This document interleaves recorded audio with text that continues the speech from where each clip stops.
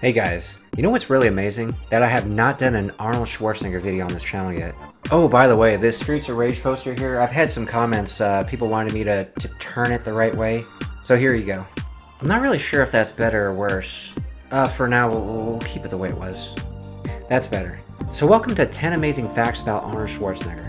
Arnold Schwarzenegger, also known as the Austrian Oak, is one of the greatest action heroes to ever grace the silver screen. So here are 10 amazing facts you may not be aware of. Now some of these facts you may be aware of, I'm going to give you some extra information to help you appreciate them even more. In addition to that, I'm going to provide some key takeaways that correlate to these Arnold facts. So make sure to stay until the end because there's going to be something worth learning more about. Now let's appreciate this man because I know he motivated and inspired many of you just like he did myself. Oh, and make sure to comment below if there's any interesting facts that I missed in this video that you want to share below.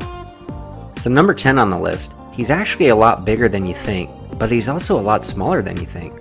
This may sound contradictory on its surface, but let me explain. When you conjure up an image of Arnold Schwarzenegger in your head, it'll likely be an image from the 80s or 90s from one of his action masterpieces, which is how most people first seen him and will remember him by. The Terminator, Predator, Commando, or even Conan. And while he sported a very impressive and muscular physique in those films, he's actually much bigger on stage when he was competing in bodybuilding. So he's actually a lot bigger than most people think or remember from a muscular perspective. As far as him being a lot smaller than you think, there are two things going on. First, we have to put things in perspective. I'm sure a lot of you first seen him when you were kids growing up in the 80s and 90s. He was larger than life. We probably compared him to our own fathers and other male adults in our lives, who most likely look puny in comparison.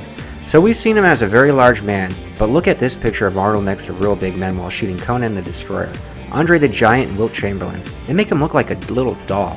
Also, as far as his actual height goes, it's reported that he's 6'2", but I'm not so sure that's actually accurate. He's likely closer to 6 foot, in my opinion. And let's be honest, most of us probably round up when someone asks us how tall we are. For example, I'm 5'9", but claim 5'10". Also, as far as people who have actually seen him in person, they'll usually say he's not quite as tall as you'd think. Case in point, one of my ex's father, who's 6'5" by the way, claimed that Arnold was barely taller than me.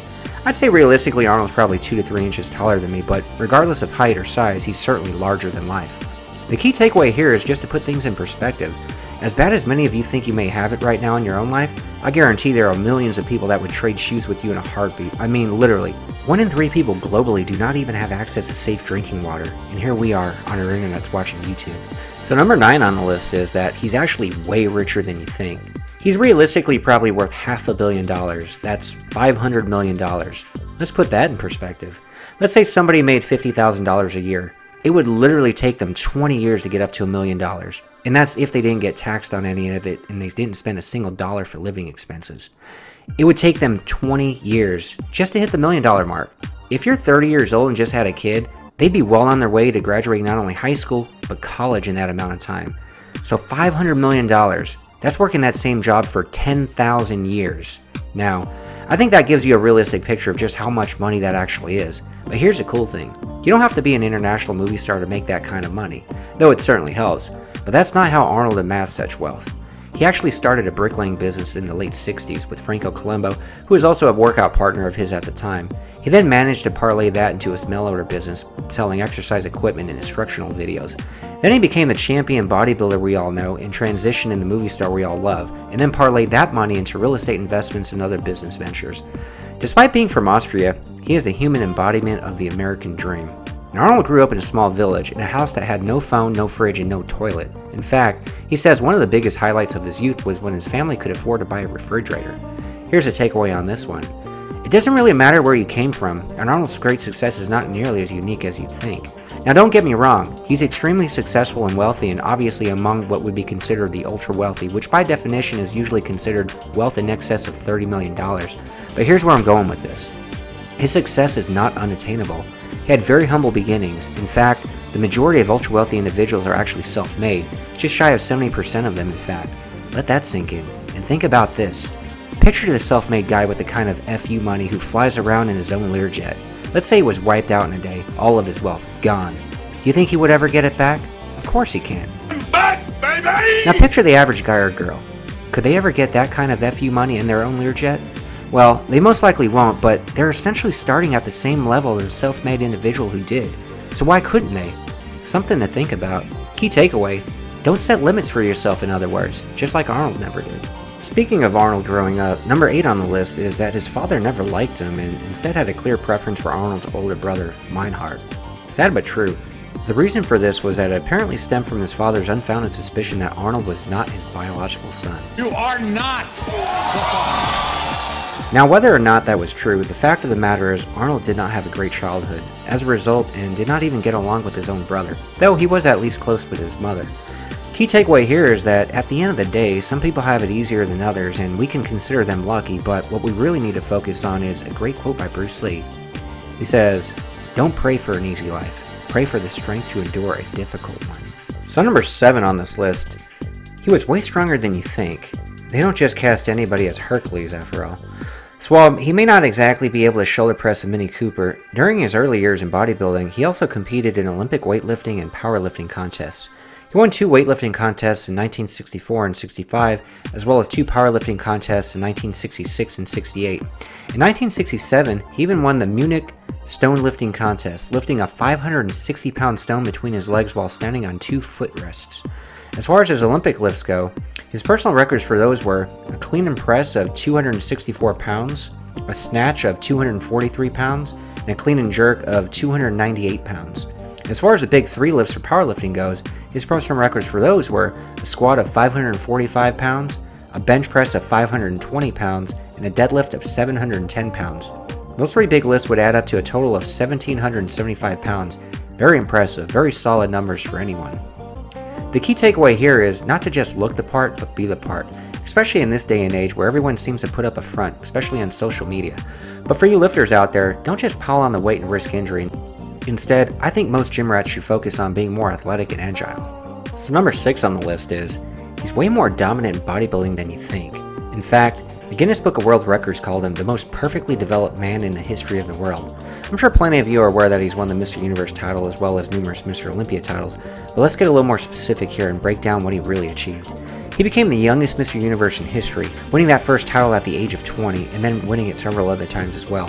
But the biggest competition in bodybuilding is actually the Mr. Olympia, the brainchild of Joe Weider, who created it as a way to enable winners of the Mr. Universe title to compete against one another.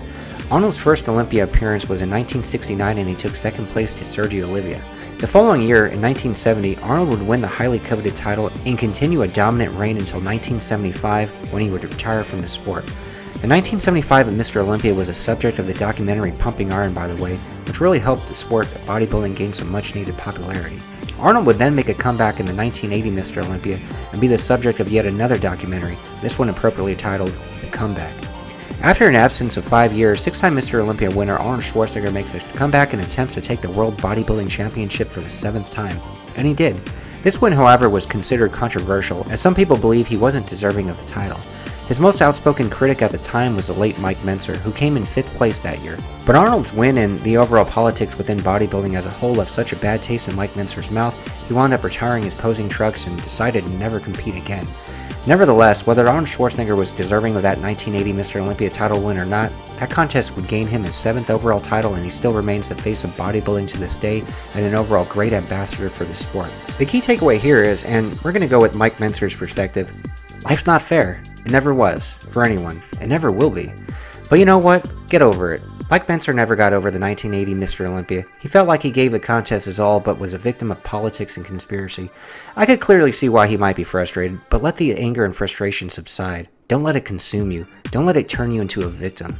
So what if you were passed up on that job promotion by another colleague who was less deserving of it?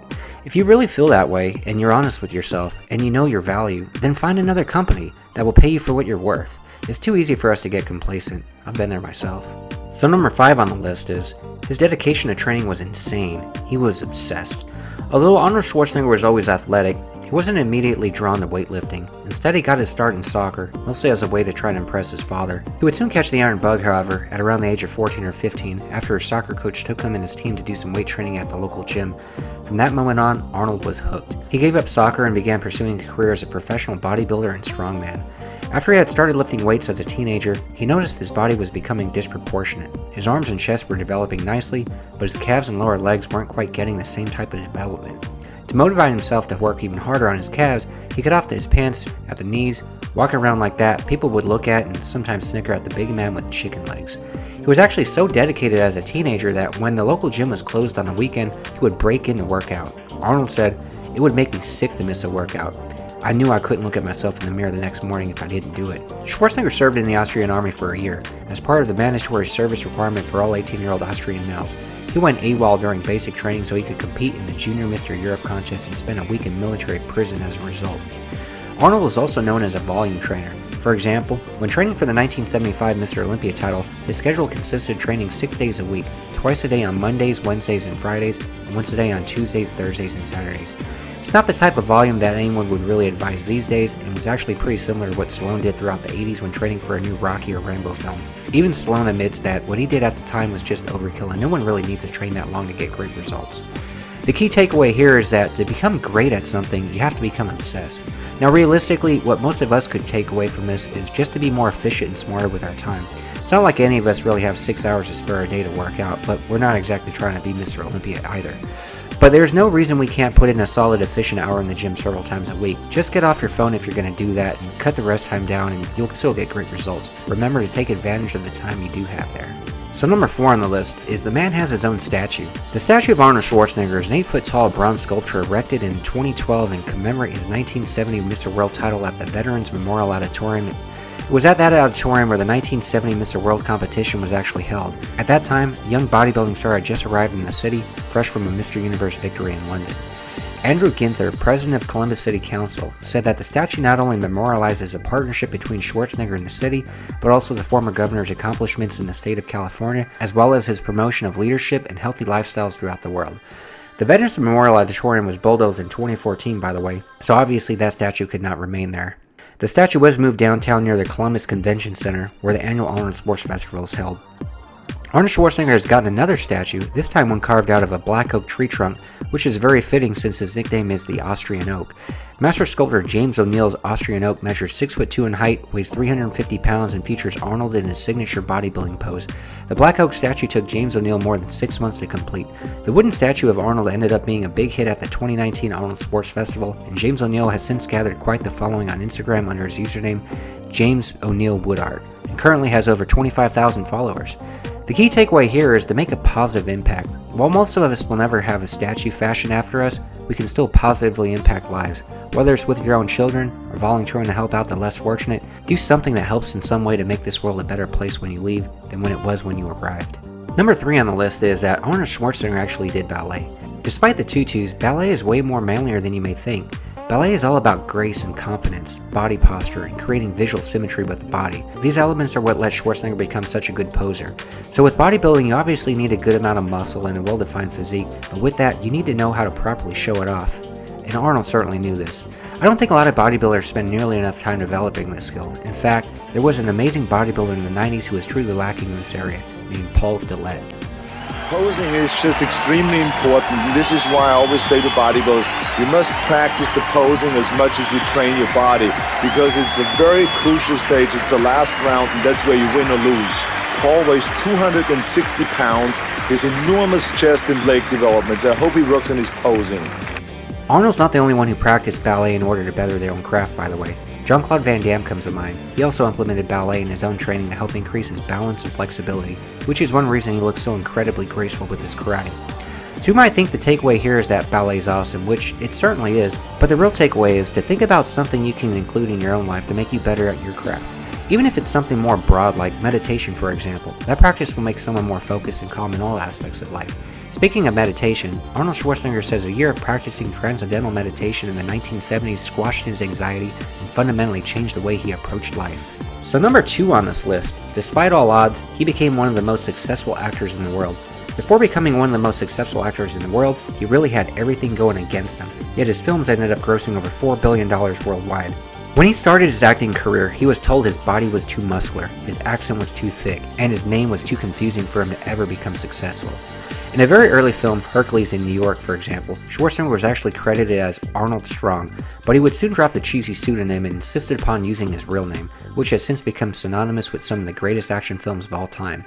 Going back to Hercules in New York, the studio ended up dubbing his voice due to his strong accent. I am tired of the same old faces, the same old things. Now, his accent has since become part of his appeal. In fact, he stated that he could speak unaccented English if he needed to, but added, "The very things that they said would make it impossible for me to be successful in acting were the things that became my assets," referring to his name, his voice, The same old things. and his physique. The key takeaway here is that all of us are unique individuals. We shouldn't try to become something we're not. It's not authentic. What we should do, however, is become the best versions of ourselves that we can. Arnold has clearly done this, and achieved great success as a result. Speaking of movies, number 1 on this list is that Arnold Schwarzenegger actually directed a movie. Now, this wouldn't be on the same caliber of what Sylvester Stallone did. That man directed Rocky 2, 3, 4, Rocky Balboa, as well as 2008's Rambo and 2010's The Expendables. Arnold gave us a remake of a film from 1945, something you'd probably never guess. For example, it was a romantic comedy. 1992's made-for-television movie Christmas in Connecticut. The story sees a star of a successful cooking show that is set to do a live show on Christmas where she'll cook Christmas dinner, but what no one knows is that she can't cook. I'm not sure why he did this movie, but he probably wanted to try something new and needed a break from all the action after 1991's Terminator 2 Judgment Day smashed box office records. Now, the key takeaway here is to try new things. You never know what'll happen. While Christmas in Connecticut didn't exactly make Arnold a prominent film director, and that was likely not his intention, it is a good idea to stretch yourself. I mean, what if Arnold just stuck to soccer and never tried out weightlifting as a teenager? Well, I'm pretty sure no one would have ever heard of him. So there you have it, that's Arnold. Let me know in the comment section, by the way, if any of you enjoyed these key takeaways. And as always, thanks for watching the video.